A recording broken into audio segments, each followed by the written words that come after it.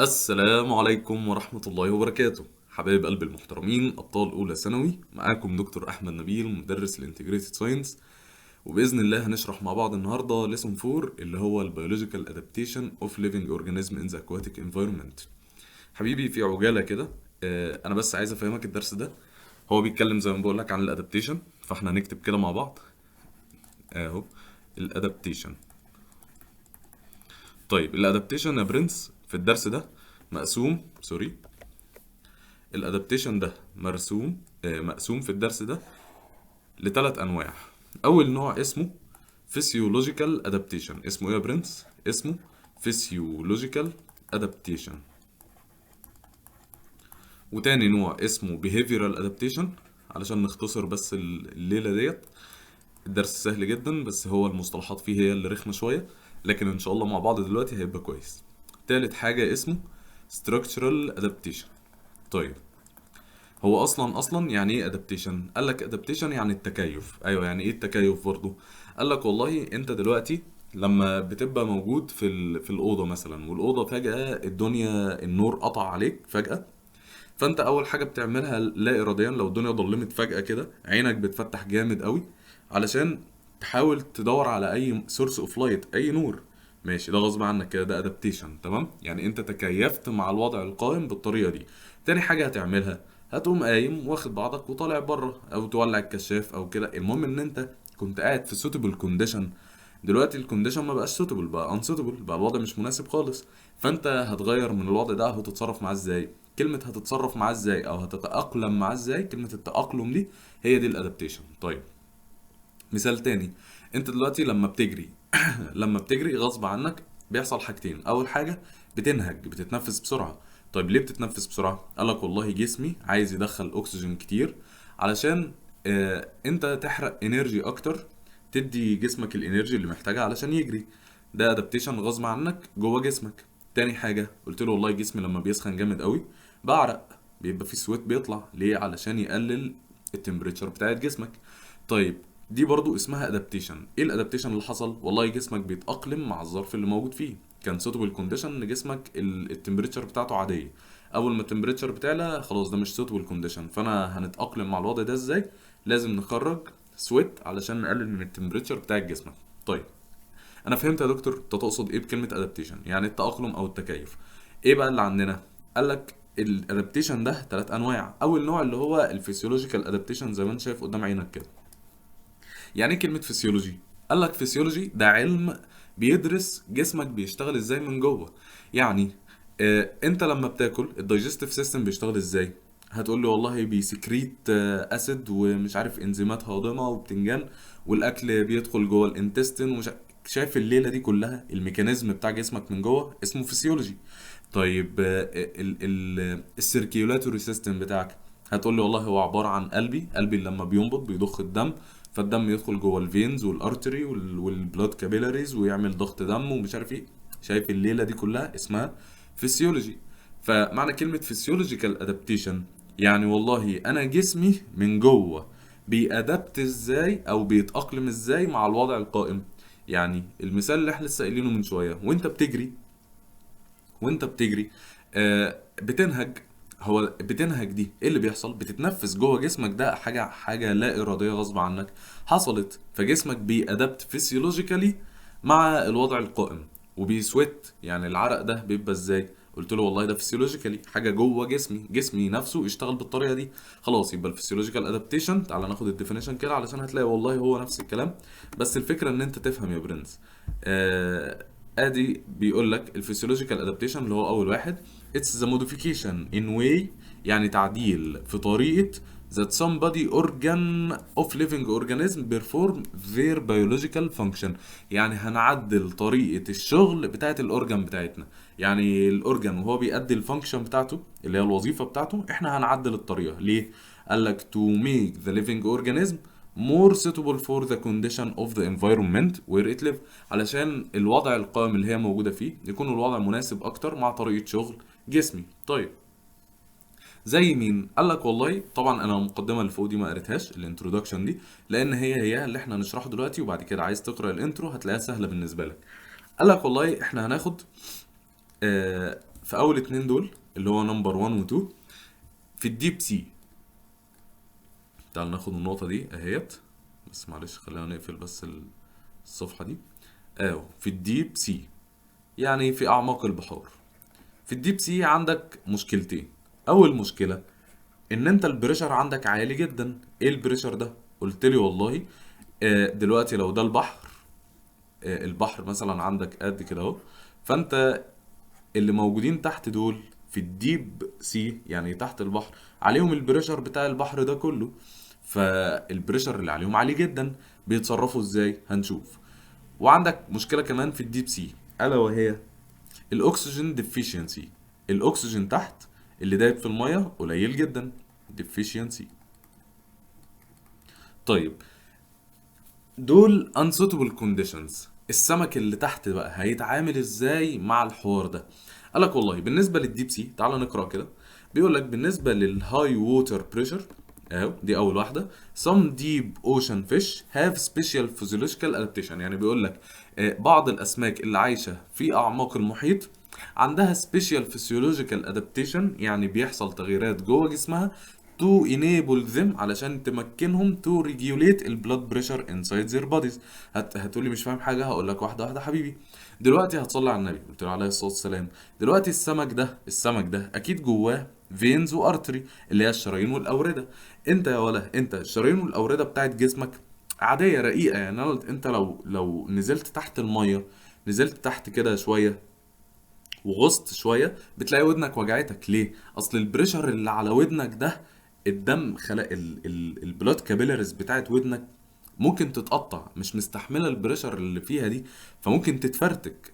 فبيقول لك دلوقتي دول سمك عايش تحت في الديب سي، فتشوف كميه البريشر اللي عليه. هل هيكون الفينز والارتريز بتاعتها عاديه؟ قال لك لا، احنا دول they are characterized by having strong and durable artery. strong يعني قوي، وديورابل يعني متين، يعني عندهم شرايين وأوردة متينة وقوية. ليه؟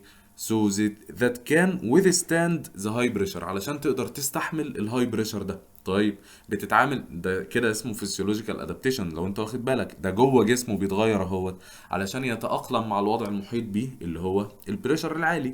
طيب تاني حاجة قال لك والله انت عارف ان في حاجه اسمها ضغط الدم. ايه ضغط الدم ده؟ القلب بتاعك لما بيضخ الدم بيزق الدم، فكلمه بيزق دي يعني بيضغطه، ففي حاجه اسمها بلاد بريشر. فانت والله لو زقته جامد فالبلاد بريشر بيعلى. لو حتى بيقول لك والله انا ضغطي عالي، ده انا حاسس الدم بيضرب في نافوخي علشان الدم بيزق جامد. او لو هو مهبط فالدم قليل. فبيقول لك السمك لو هنتخيل ان دي سمكه، يعني انا ما بعرفش ارسم بس هنتخيل ان دي سمكه يعني اهيت، ان شاء الله خير. اهو بقت عباره عن يمامه اهيت. المهم يعني هنتخيل ان السمكه دي وقع عليها البريشر العالي ده.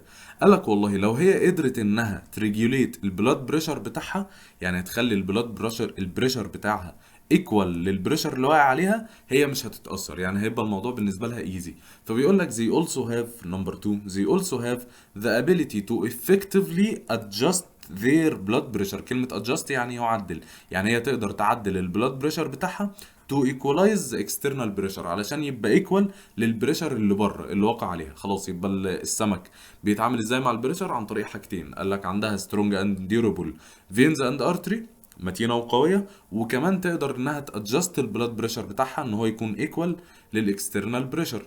طيب عندنا سكند مشكله تانية اللي هي الاكسجين ديفيشنسي. عشان تكون معانا احنا كده خلصنا اول بند ده اللي هو البريشر الهاي بريشر. هنخش دلوقتي على الاكسجين ديفيشنسي. دلوقتي انت عارف ان لو احنا قلنا مثلا ان دي السيرفيس بتاع الووتر، اكيد هيكون دايب فيه اكسجين اكتر من تحت مفيش اكسجين قليل جدا. طب ما هو السمك حبيب قلبي بيتنفس اكسجين زيك زي اي انيمال زي اي حاجه في الدنيا، لان انت بتتنفس علشان تحرق الانرجي. اصل احنا محتاجين الاكسجين ليه؟ قالك والله عشان نحرق الاكل بتاعنا.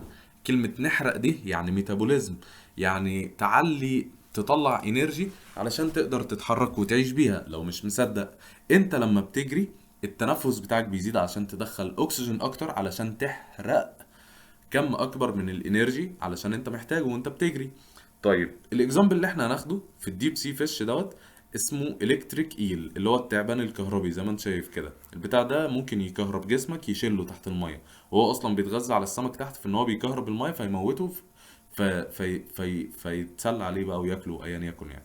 المهم بيقول لك ان هو live in 1000 meter deep where the level of oxygen is extremely low. يعني هو ساكن تحت بعيد خالص، والاكسجين extremely low، يعني مش low بس، ده extremely low يعني قليل جدا. طيب بيتصرف ازاي؟ قال لك طريقتين، اول واحد ادي اول واحده ادي التانية. قال لك صلى على النبي، قلت له عليه الصلاه والسلام، هو السمك بيتنفس ازاي؟ هتقول لي بيتنفس من حاجه اسمها جيلز اهي. الجيلز ديت اللي هي الخياشيم. طيب ايه الجلز ديت؟ اللي هي الخياشيم. طيب الخياشيم بتاعت السمك بتشتغل ازاي؟ قالك والله السمك، تعالى بس اوريك صورتها الاول. زي ما انت شايف كده قدام عينك اهي، هي دي الخياشيم بتاعت السمكة. المية بتدخل جوه الخياشيم بتاعت السمكة اللي هي الجلز، بتشربها، بتشرب المية، ولما بتشرب المية بتاكستراكت الاكسجين منها. يعني المية دايب جواها الاكسجين، المية تدخل جوه الخياشيم دي، السمكة تاخد الاكسجين اللي جوه المية وتقوم مطلعه المية تاني من الاخر. تمام. طيب تعال نرجع دلوقتي انت عارف السمك اللي تحت المية تحت خالص زي الالكتريك ايل عندها مشكلة. ايه مشكلة؟ ان الاكسجين قليل جدا. طب هي دي لو شربت مية قليلة زي بالخياشيم الصغيرة دي، هل هتقدر انها تاخد الاكسجين بتاعها؟ قلت لي لا. قال لك خلاص، هي بتتعامل ازاي؟ قال لك increasing the efficiency to extract the low oxygen، يعني بتزود كفاءتها انها تستخلص كمية الأكسجين القليلة اللي موجودة جوه المية. إزاي؟ as it has large gills، عندها خياشيم كبيرة with very fine blood capillaries. يعني الخياشيم الكبيرة دي اللي جواها blood capillaries كتير، تقدر إنها تاخد كمية الأكسجين القليلة اللي موجودة جوه المية دي، فتبلع كمية مية أكبر علشان تستخلص الأكسجين اللي موجود جواها. وكلمة extract يعني يستخلص. طيب تاني حاجة، قالك طب هو أنا دلوقتي لو أنا جريت فأنا هتنفس أكتر أكسجين أكتر عشان الحرق بتاعي عالي. طب يعني معنى كده إن أنا لو عليت الميتابوليزم اللي هو الحرق بتاعي، الميتابوليزم ده اللي هو حرق الغذاء بتاعك علشان تطلع منه الانرجي. طب انت بتحرق الاكل ازاي؟ قلت لي بتنفس اكسجين. لو الميتابوليزم عالي فانت هتاخد اكسجين كتير، طب لو الميتابوليزم قليل فانت هتاخد اكسجين قليل. طب هي السمكه دي ايه الاخبار؟ قلت لي لا، ده عندها اكسجين قليل لانها في الديب سي. فبيقول لك ات سلو داون، يعني بتبطئ الميتابوليزم بتاعها تو ديكريز ذا اوكسجين نيد. خلاص هي شافت الوضع ازاي؟ قال لك unsuitable condition يا برنس. انا دلوقتي الوضع اللي عندي حاجتين. اول حاجه، لا خلينا في الحاجة الأولانية اللي احنا بناخدها دلوقتي، إن الأكسجين قليل. طالما الأكسجين قليل، لا احنا يبقى عندنا لارج جيلز عشان نتنفس أكسجين أكتر. تاني حاجة نقلل استهلاكنا من الأكسجين عن طريق إنها تقلل في الميتابوليزم بتاعها. طيب ده بالنسبة للنقطة التانية اللي هي اللهم صل على كامل النور، اللي هي الأكسجين ديفيشنسي دي. خلاص يبقى احنا كده خدنا أول نقطة في الفسيولوجيكال أدابتيشن. تاني نقطة عندك يا برنس بتتكلم عن حاجة اسمها الأوزموتيك بريشر. اسمها ايه؟ الأوسموزس عموما. ايه الأوسموزس ده؟ يعني ايه كلمة أوسموزس؟ تعالى أوريها لك على جنب. بص يا جميل، هنتخيل ان احنا مثلا لو انا جبت لك كده حلة، والحلة دي جبت لك في النص كده حاجة يعني زي ممبرين مخرم كده، مخرم، القلم مش مساعدني. هنتخيل ان هو ممبرين مخرم كده بيعدي حاجات وحاجات لا، اسمه سيمي بيرميابل ممبرين، ما علينا من الاسم. المهم هنتخيل ان انا هجيب لك كده ايه، يعني موليكيول واحد ملح هنا، وهنا هجيب لك 5 موليكيول. حلو. زي ما انت شايف كده، بس انا هجيب لك هنا، هحط هنا مع الموليكيول الواحد الملح ده ميه كتير قد كده، والملح الكتير هحط عندهم ميه قليله. دلوقتي لو انت عارف كلمة concentration، يعني ايه كلمة concentration؟ concentration يعني تركيز، يعني كمية الملح اللي موجودة. يلا انت يا راجل، لو انا قلت لك شاي خفيف وشاي تقيل، يعني ايه كلمة شاي خفيف؟ شاي خفيف يعني كمية الشاي اللي انت حطيته قليلة، وشاي تقيل يعني كمية الشاي اللي انت حطيته كتيرة. يلا انت هنا قول لي مين عنده هاي كونسنتريشن ومين لو كونسنتريشن. برافو عليك، هتقول لي مين اللي اقل في السولت؟ اللي اقل في السولت اللي على الشمال ده، فده هيبقى الكونسنتريشن بتاعه لو. واللي على اليمين ده هتقول لي هاي كونسنتريشن. تمام. او ممكن تقول لي اللي على الشمال ده اسمه diluted. دايليوت. دايليوتد يعني مخفف، متخفف، سكر خفيف اهو. لكن اللي على اليمين ده تقيل مركز، هيبقى اسمه concentrated. يلا انا بعلمك كل المصطلحات اهوت علشان لما يجي يتكلم تبقى انت فاهم. يبقى اللي على الشمال ده low concentration، واللي على اليمين high concentration او diluted و concentrated. طيب ايوه، عايز ايه يا دكتور؟ هقول لك حبيب قلب الدكتور. انت زي ما انت شايف كده اللي على الشمال عنده ميه كتير، غني اهوت، والميه دي هو مش محتاجها. مين اللي محتاجها؟ اكيد اللي عنده ملح كتير ده. يا راجل انت نفسك لما بتاكل، لما بتسف ملح كده او تاكل اي حاجه فيها ملح، تاكل مخلل كتير، لب كتير، بتعطش ليه؟ عشان كميه الملح دي محتاجه ميه علشان تدوب جواها. فانا بشوف ان كمان شويه، بعد شويه، الحله ديت الاقي بالمنظر، بقت بالمنظر اللي انا هرسمه لك دلوقتي ده. ادي يا عم نفس السيمي بيرميبل ممبرين في النص اهوت، ماشي، وادي الموليكيول بتاعك، وادي الخمسه موليكيول بتوعك. ايه اللي بيحصل؟ قال لك والله بلاقي كميه الميه هنا بقت قليله، وكميه الميه اللي على اليمين دي بقت كتيره. الميه من نفسها غصب عنها بتتحرك من اللو كونسنتريشن للهاي كونسنتريشن في الاتجاه ده اهو. بص يعني مشيت كده من اللو كونسنتريشن للهاي كونسنتريشن، من السولت القليل للسولت الكتير. ايه بقى اللي خلى الميه تتحرك من كده، من الاتجاه اللي هو اللو كونسنتريشن للهاي كونسنتريشن؟ حاجه اسمها الاسموزس. اسموزس هو تحرك الميه من سوليوشن لو كونسنتريشن لسوليوشن هاي كونسنتريشن ثرو سيمي بيرميبل ممبرين. يعني ايه كلمه سيمي بيرميبل؟ يعني غشاء شبه منفذ. يعني ايه شبه منفذ برضو؟ بيرميبل، سوري انا كاتب الكلمه دي غلط. غشاء شبه منفذ معناها انه بيعدي حاجات وحاجات لا. يعني مش اي حاجه تعدي. حتى زي ما انت شايف كده ان الاخرام بتاعته مضيقه جدا. فبقول لك والله سيمي بيرميبل جاء من كلمه بيرمت، بيرميبل ممبرين، يعني غشاء شبه منفذ. يعني بيعدي حاجات وحاجات لا. فهو بيعدي الميه وما بيعديش السلط علشان السلط كبير. تعال نشوف الكلام ده في الكتاب بتاعك. ادي الاسموزيس يا برنس. بيقول لك it's the transfer او movement of water from the diluted solution، ايوه، للconcentrated solution اهو to the concentrated solution. طبعا الdiluted solution عنده ميه اكتر، والconcentrated solution عنده ميه اقل. through the semi اهو، من خلال السيمي permeable membrane separating between تو سوليوشن. زي ما انت شايف كده في الرسمه اللي هو جايبها لك، على الشمال كور حمراء قليله يعني السولت قليل، وهنا على اليمين سولت كتير. فبس هو يعني لو شايف كده تقريبا الميه هنا، فالميه كتير على الشمال اللو كونسنتريشن ده، واللي على اليمين ده هاي كونسنتريشن. فالميه تلقائي هتتحرك من اللو للهاي. زي ما انت شايف كده الميه هنا قلت والميه هنا زادت، تمام، علشان تخلي في الاخر الكونسنتريشن بتاع الاتنين ايكوال. يعني طول ما في فرق في الكونسنتريشن الميه هتتحرك من الاقل للاكبر.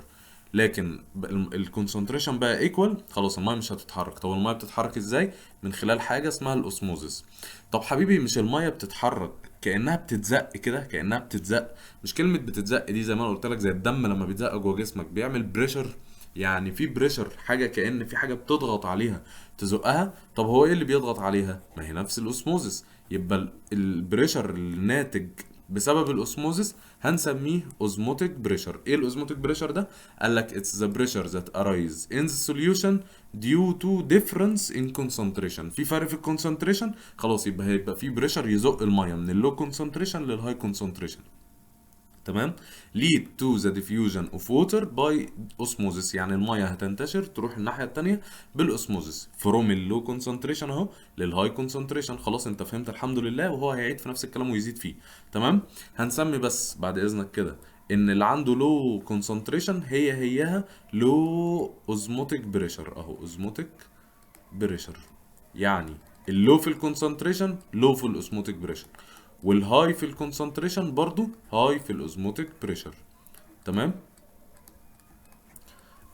خلاص يبقى الميه بتتحرك من اللو في الاوزموتيك بريشر للهاي اوزموتيك بريشر، تمام. اظن انت كده الدنيا بقت معاك الحمد لله في السليم. هو برضو في كل الكلام اللي انا مش هقراه ده هو برضو بيعيد في نفس الكلام. تقراه انت مع نفسك، لو في حاجه وقفت معاك ابعت لي، مش هتاخر عليك. طيب يعني معنى كده ان انت كل ما الكونسنتريشن يزيد كل ما الاوزموتيك بريشر يزيد. تمام؟ مش احنا قلنا ان اللو كونسنتريشن هو لو في الاوزموتيك بريشر والهاي كونسنتريشن هو هاي في الاوزموتيك بريشر؟ خلاص يبقى كل ما نزيد في الكونسنتريشن كل ما الاوزموتيك بريشر يزيد. هو ده اللي هو جايبه لك هنا اهو. اهو بص الكونسنتريشن اهو، كل ما بتمشي كده كل ما الكونسنتريشن يزيد، وده كده اوزموتيك بريشر، يعني كل ما بتطلع كده كل ما الاوزموتيك بريشر يزيد. ايوه الرسمه هتبقى كده، كل ما الكونسنتريشن بيزيد كل ما الاوزموتيك بريشر بيزيد دايركتلي بروبوشنال. طيب هو ده هيفيدني ازاي في السمكه يا دكتوره؟ اقول لك حبيب قلب الدكتوره، وطبعا دي تجربه برضو بيعيد نفس الكلام. بيجيب لك تعالى نقراها سريعا يلا مش مشكله. بيجيب لك حاجه زي البتاع ده، اسمه، تعالى اوريهولك، اسمه سيسل فانل. يعني ايه سيسل فانل؟ زي ما انت شايف كده كانه فانل مقلوب. الفانل ده زي ما انت شايف كده بيحط جواه سكر كتير. السكر الكتير ده زي ما انت شايف كمية المية هنا قليلة، حط كمية مية قليلة. بعد شوية بيلاقي ان المية بتدخل من جوه، سوري من بره الفانل اللي جواه، فبتلاقي المية زادت اهي. طب المية زادت ليه؟ هتقول لي والله عشان الكونسنتريشن جوه الفانل كان عالي والمية بره ما كانش فيه اصلا سكر. فالمية هتتحرك من اللو كونسنتريشن للهاي كونسنتريشن، نفس القصة برضه. تمام؟ طيب اهو زي ما انت شايف كده بيعيد نفس الكلام تاني.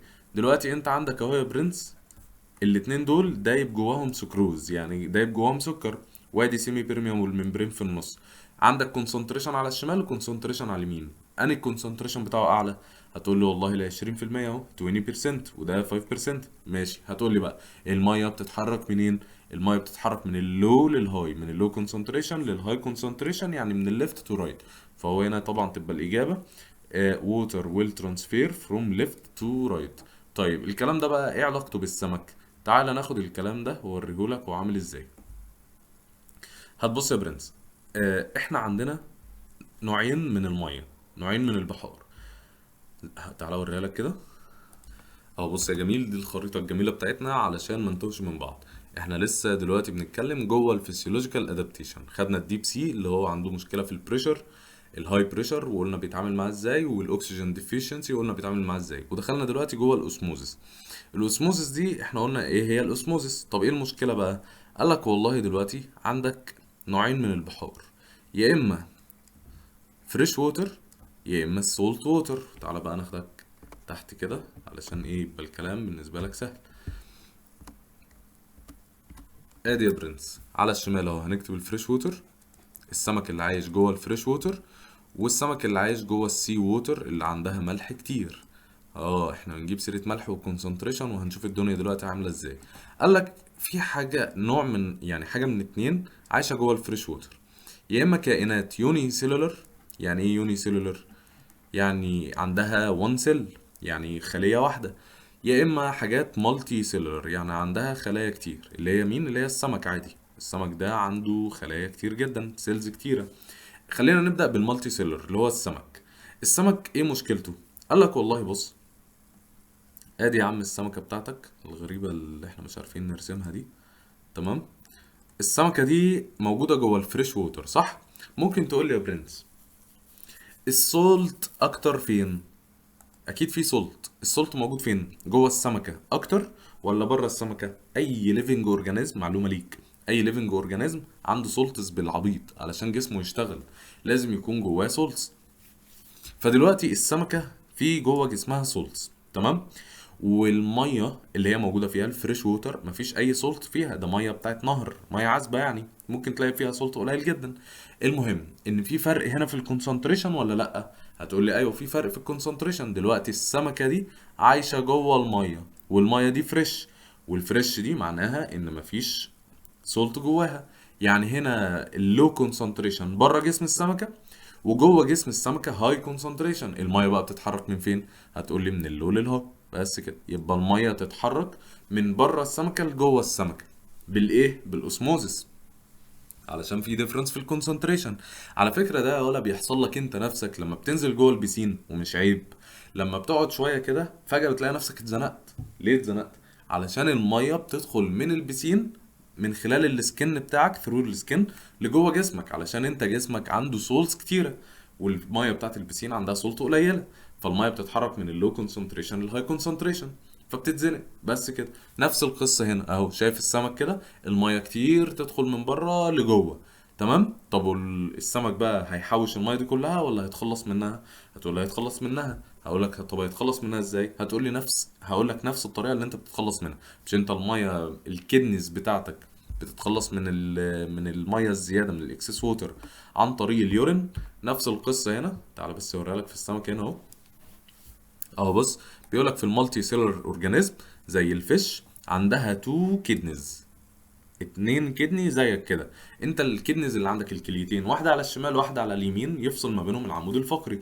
نفس القصه في السمك هنا اهو. بيقول لك they have two kidneys they are located in the abdominal cavity on each side of spine. spine ده اللي هو العمود الفقري، اللي هي السلسله بتاعت السمكه. عندها زي ما انت شايف كده، هي دي الكدني اهي، واحده على اليمين واحده على الشمال. ايه الابدومينال كافيتي دي؟ كلمه بطن يا برنس، كلمه بطن بالانجلش يعني ابدومين. ابدومين. فالتجويف البطني اسمه ابدومينال كافيتي، اللي هي دي، شايف دي كده؟ دي كده بطن السمكه. فهو بيقول لك يعني انها عندها اتنين كدني جوه الابدومينال كافيتي، كل واحده على جنب من العمود الفقري. المهم ايه لازمتهم يعني؟ قال لك والله لازمتهم they eliminate the excess water that enter the body through السكن والماوس والجيلز in the form of diluted urine. يعني هي بتتخلص من الميه الزياده عن طريق الكدني in the form of diluted urine. وهي طبعا الميه دي بتدخل لها ازاي؟ قال لك يا اما تشربها عن طريق بقها الماوث، يا اما بتدخل لها من السكن غصب عنها بالاسموزس، يا اما من الجلز بتاعتها اللي هي الخياشيم، ما هي بتشرب الميه علشان تعمل اكستراكت للاكسجين منها. تمام. ده بالنسبه للمالتي سيلولار اورجانيزم. طيب بالنسبه بقى لليوني سيلولار، شايف ده يا برنس؟ دي اهي اكزامبلز لليوني سيلولار اورجانيزم اللي هي عندها وان سيل. هي دي كده اسمها سيل واحده، دي سيل واحده ودي سيل واحده ودي سيل واحده. اساميهم انت عارفهم، اميبا وبروميسيوم ويوجلينا. اميبا، بروميسيوم، يوجلينا، وحفظ طبعا. طيب زي ما انت شايف كده يا برنس، هي السيل دي يعني خلينا نتكلم على البروميسيوم. موجوده فين؟ قلت لي موجوده جوه الفريش ووتر، ما احنا كل ده بنتكلم جوه الفريش ووتر. لقيت يا ولا ان هي وهي جواها وهي جوه الفريش ووتر، هنتخيل ان دي كلها كده، دي كده البحر اللي هو النهر يعني فريش ووتر اهو. السولت اكتر فين؟ جوه البروميسيوم ولا براه؟ قلت لك اي ليفنج اورجانيزم جواه سولت، فالسولت اكتر جوه. طب وبره؟ قلت لي مفيش سولت. الميه تتحرك من فين لفين؟ قلت لي من اللو للهاي، من بره لجوه. طيب دي عندها كدني؟ لا ما عندهاش كدني. فخلاص الميه هتفضل تدخل تدخل تدخل، ودي تتنفخ تتنفخ تتنفخ لحد ما يحصل لها برست، تفرقع وتموت. كلمة برست يعني يفرقع. لا مش ده اللي بيحصل، ما بتفرقعش وبتموت. ربنا خلق لها كورة زي ما انت شايف كده، اللي هي الشوكة دي، ودي زيها هنا اهي، ودي زيها هنا اهي. ايه الكورة دي؟ اسمها كونتراكتايل فاكيول. كونتراكتايل جايه من كلمة كونتراكت، اقرا الكلمة دي كده لوحدها. كونتراكت. ايه كونتراكت دي؟ يعني ينقبض. البتاعة دي عاملة زي السفنجة، الكورة دي عاملة زي السفنجة. المية الزيادة اللي تدخل دي تشربها، تشرب الاكسس ووتر كتير كتير كتير كتير اهو، collecting the excess water in cell، وتفضل تشربه تشربه تشربه لغايه اما تتملي. اول ما تتملي هي جنب السيل ممبرين اهي، تقوم عامله كونتراكت. يعني ايه كونتراكت؟ تنقبض، تخرج كل الميه اللي جواها دي بره السيل اهو. بص بيقول لك ايه: when it filled with water it moved towards the cell membrane where it discharged its water content to outside the cell. حلو قوي. يعني دلوقتي دي السولت اللي جوه ده اكتر من السولت اللي بره ده، فالميه تتحرك من بره لجوه، بس مش هتفرقع علشان جواها حاجه اسمها الكونتراكتايل فاكيول، اللي هي بتشرب الاكسس ووتر وتعمل لها ديسشارج، يعني تفرغها او تطلعها بره السيل. عشان كده بنحافظ على الكونسنتريشن جوه الخليه، يفضل زي ما هو، هاي اوزموتيك بريشر او هاي كونسنتريتد. مش احنا قلنا ان هاي كونسنتريشن هي هاي اوزموتيك بريشر؟ يعني الملح جواها يفضل كتير زي ما هو. والحاجه دي اسمها اوزمو ريجوليشن. كلمه اوزمو يعني الاوزموسيس، ريجوليشن اوزموسيس ده طبعا اللي هو كميه الملح اللي جواها، ريجوليشن يعني تنظيم، تفضل زي ما هو. بيقول لك it maintains the pressure inside the cell through a process called اوزمو ريجوليشن. يعني هي بتحافظ على البريشر اللي جوه السيل اللي هو الكونسنتريشن، يعني من خلال عمليه اسمها الاوزمو ريجوليشن. وانت عرفت ازاي ان الفاكيول دي، وكلمه فاكيول بالمناسبه يعني كبسوله، كانها كبسوله يعني، بتاخد الميه الزياده وتطلعها بره، ما بتخليش الميه الزياده موجوده جوه. وده الكلام اللي موجود في الاكزامبل اللي هي اسمها اليوني سيلولار اورجانيزم. كل ده بيحصل ليه؟ علشان الديكريز اوف اوزموتيك بريشر اوف ووتر. يعني ايه ديكريز اوف اوزموتيك بريشر؟ يعني ديكريز في الكونسنتريشن، يعني مفيش ملح اصلا في الميه، فتلاقي ان الميه بتتحرك من جوه من الميه لجوه جسم السمكه، الحاجات اللي عايشه جوه الميه العذبه. طيب عشان ما نتوهش من بعض، ده بالنسبه للفريش ووتر. كده خلصناها. ناخد بقى السي ووتر. مالها السي ووتر؟ قالك والله السي ووتر دي ميه عندها ملح كتير، فعايش جواها سمك. السمك ده ممكن تقول لي ايه اخباره؟ الملح هيكون اكتر جوه جسمه ولا بره جسمه؟ هتقول لي لا، المره دي الميه المالحه بره، فكميه الملح بره هاي، وجوه السمكه لو بالنسبه لها، فالميه تتحرك من جوه لبره. طيب يعني السمكه دي هتقعد تعمل لوز للميه اللي جواها لحد ما يحصل دي هايدريشن، يعني تموت، يجي لها جفاف؟ قلت لي لا، مش ده اللي بيحصل. امال ايه اللي بيحصل؟ تعالى بس اوريك الكلام ده موجود فين. اهو.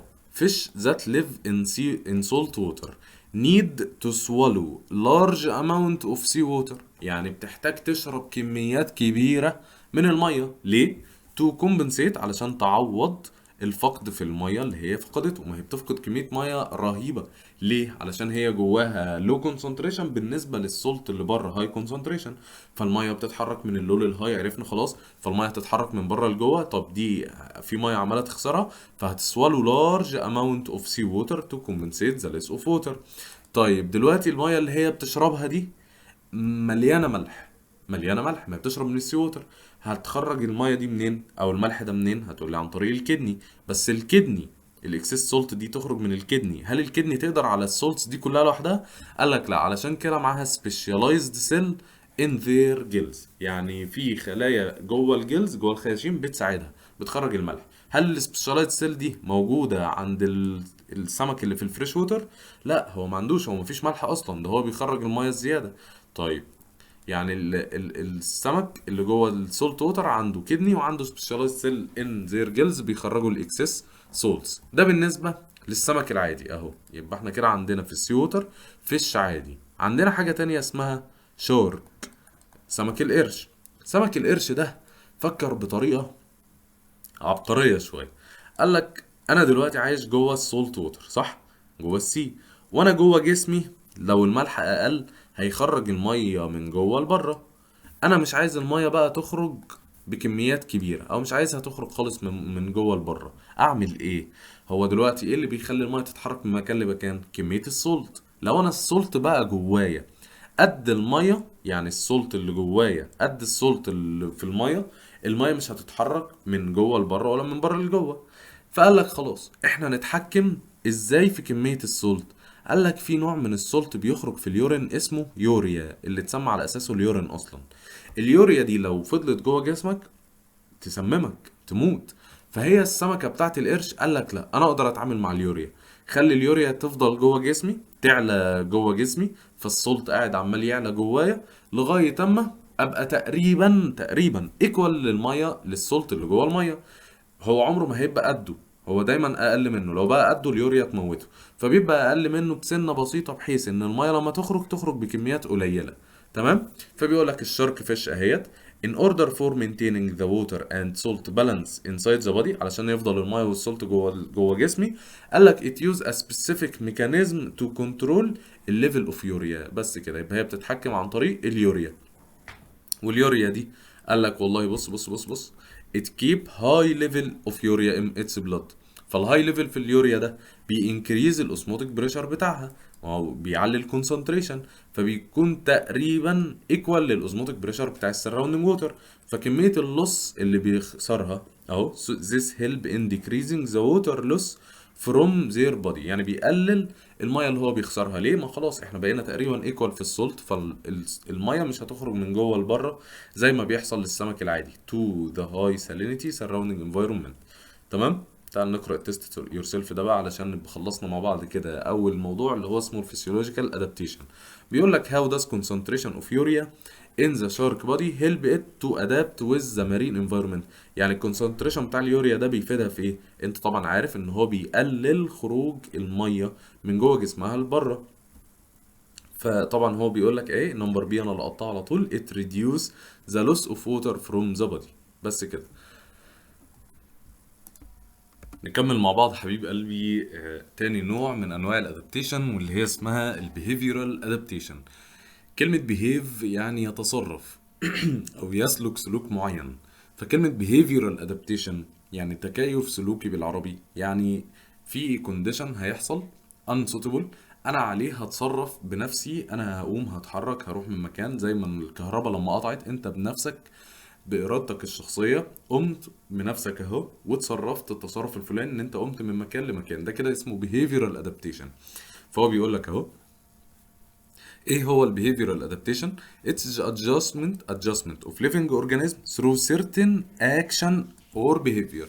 يعني انا بعدل في سلوكي او في تصرفي ليه حاجة من اتنين، يا اما to avoid the extreme condition عشان اهرب من extreme condition or to better utilize the available resource علشان استغل المصادر كويس.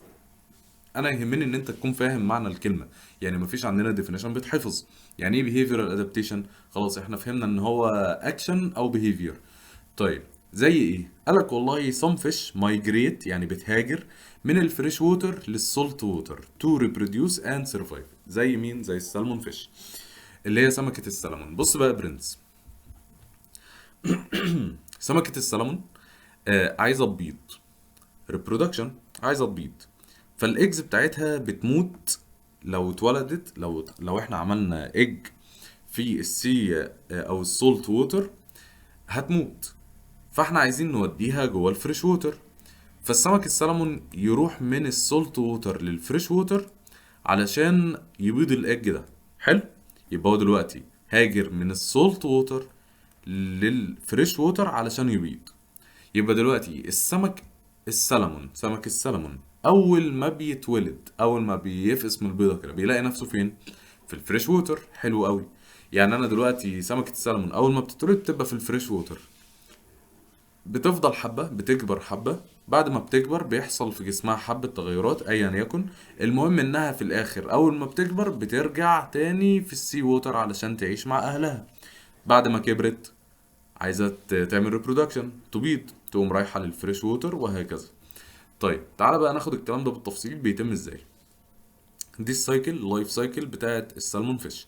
اول حاجه قال لك ادي البيض بتاعها اهو. بيقول لك ادلت سالمون، انا هقرا الكلام لان الكلام هو زي ما حرفيا يعني آه هو السمك بيبيض في السولت ووتر، سوري في الفريش ووتر. فلما الفريش ووتر السمك بيفقس بيلاقي نفسه جوه الفريش ووتر فيكبر. ده انا هقراها اهو معاك على طول كده وبعد كده نقرا الكلام بالتفصيل عشان اللغه، علشان في مصطلحات انت ما تعرفهاش. المهم يعني ان البيض ده بيكبر والسمك ده بيكبر، ولما بيكبر دلوقتي عايز يروح من الفريش ووتر اللي انت شايفها دي للسولت ووتر الناحية التانية. جسمه هو مش متعود على كمية السولت اللي موجودة في السولت ووتر، ده في كمية تغيرات لازم تحصل جوه جسمه. فبيحصل تغير جوه جسمه اسمه سمولتيفيكيشن. كلمة سمولتيفيكيشن اللي هي كمية التغيرات اللي بتحصل جوه جسمه في أجهزة جسمه علشان تتقبل التغير من الفريش ووتر للسولت ووتر. خلاص أول ما بيحصل له سمولتيفيكيشن يروح خلاص للسولت ووتر، يكبر ويعيش حياته بقى كلها وهو كبير هناك، عايز يعمل ريبرودكشن يقوم راجع تاني للفريش ووتر وهكذا. تعال نقرأ الكلام.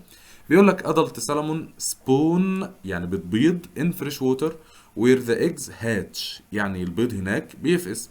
The young salmon السمك الصغير اسمه جوفينيل بالفرنساوي يعني السمك الصغير. الجوفينيل ده اللي هو لسه صغير، لسه يعني البيض فائز دلوقتي. spend the first stage of their life in river يعني بيقضي اول فتره من عمره في الريفر زي ما انت شايف كده وهو صغير. يعني الجوفينيل ده بيبقى هو لسه يونج اهو او يونج ستيرز adapt with the fresh water بيتكيف مع الفريش ووتر اللي هو بيكبر فيها to begin to grow. طيب بعد كده الراجل ده عايز يرجع للسولت ووتر اللي هو اهله هناك. بس هل ده وهو صغير؟ لا، قالك after they reach a certain size لما بيوصلوا لحجم معين they undergo a biological process حاجة بتحصل جواه اسمها smoltification. ايه هي السمولتيفيكيشن دي؟ قالك it's a process by which الجوفينيل اللي هي العيال الصغيرة دي become ready بيحصل جواه حاجات تخليه ready to enter the marine water اللي هي السولت ووتر. ازاي؟ قال لك by maintaining physiological appropriate water and salt concentration in tissue. يعني بيغير حاجات في جسمه من الاخر، هو بيغير في تركيبة جسمه فيسيولوجي ها and salt concentration in tissue علشان هو رايح عند السولت ووتر. طيب يعني من الآخر نمبر 2 after they reach a certain size they undergo smoltification that allow them to move to the salt water. تمام، اللي هو بيترانسبورت to the sea، بينقل للميه. طيب ادي السالمون فيش migrate to sea، والسالمون فيش spend most of their adult life، يعني بيعيش معظم حياته وهو كبير جوه السي. دلوقتي هيكبر هيبقى عنده اهو when salmon are ready to reproduce they reach the sexual maturity، يعني بيبلغ. they return to river، هيرجع بقى للنهر علشان they were born، اللي هو مطرح ما اتولدوا علشان يعملوا reproduction تاني. ده بالنسبة للسالمون فيش. اللي حصل قدامك ده ممكن تفسر لي اني نوع من الادابتيشن، هل فيسيولوجيكال ولا behavioral؟ قلت لي لا، هو بمزاجه، بمزاجه والله بمزاجه، سلوكا behavioral ادابت مع الوضع القائم ان هو سافر او مايجريت من السولت ووتر للسي ووتر. بس في مرحلة في النص حصل جواها تغير جوه جسمه وهو صغير كده، وهو جوفينيل اهو، علشان ينقل من السولت ووتر حصل له كلمة اسمها سمولتيفيكيشن. والسمولتيفيكيشن قلت لك دي حاجة بتحصل جوه جسمه. هل اللي بيحصل جوه جسمه ده كده فيسيولوجي ولا بيهيفيرال؟ لا، دي كده اسمها فيسيولوجيكال ادابتيشن. يبقى هو بيهيفيرال ادابتيشن، سوري، بيهيفيرال ادابتيشن بيحصل جوه جسمه في النص فيسيولوجيكال ادابتيشن زي ما انت شايف كده. ايه اللي بيحصل؟ هو محتاج يرسل المولتيفيكيشن دي ليه؟ قال لك هو هيروح من الفريش ووتر للسولت ووتر، فمحتاج ان هو يادابت ويز اللي تشينج ان سالينيتي اند ديفرنت اوكسجين ليفل. طبعا في فرق في الملوحه، الميه العذبه غير الميه المالحه، في فرق في الملوحه، فهو محتاج يتعامل معاها. فده بيظبطه ازاي؟ عن طريق السيركيوراتوري سيستم بتاعه. تاني حاجه قال لك كميه الاكسجين اللي دايبه جوه الميه العذبه غير كميه الاكسجين اللي دايبه جوه الميه المالحه، فهو بيعدل الريسبيراتوري سيستم. تمام، بس كده. هو بيقول لك بقى حياه السلمون فيش عامله ازاي، ومن هو يونج سلمون وادلت سلمون وايج. لا بص، لو انت بتتكلم على اليونج سلمون فده كان في الريفر. طب والادلت سلمون؟ لا ده كان في السي. والايج؟ لا ده كان في الريفر تاني. فخلاص يبقى الريفر سي ريفر. تمام كده، احنا خلصنا مع بعض تاني نوع من انواع الادابتيشن صغير زي ما انت شايف، وهندخل دلوقتي على حاجه اسمها structural adaptation. وكلمه structure يا حبيب قلبي، يعني لما انت بتتكلم عن الاستراكشر بتاع السمكه زي ما انت شايف كده، هو انا هخش في الموضوع على طول. الاستراكشر بتاع السمكه اللي هو البناء بتاع السمكه. السمكه ازاي اتكيفت مع الميه عموما انها تعيش جواها، زي ما انت شايف كده. هناخد الديفينيشن على طول.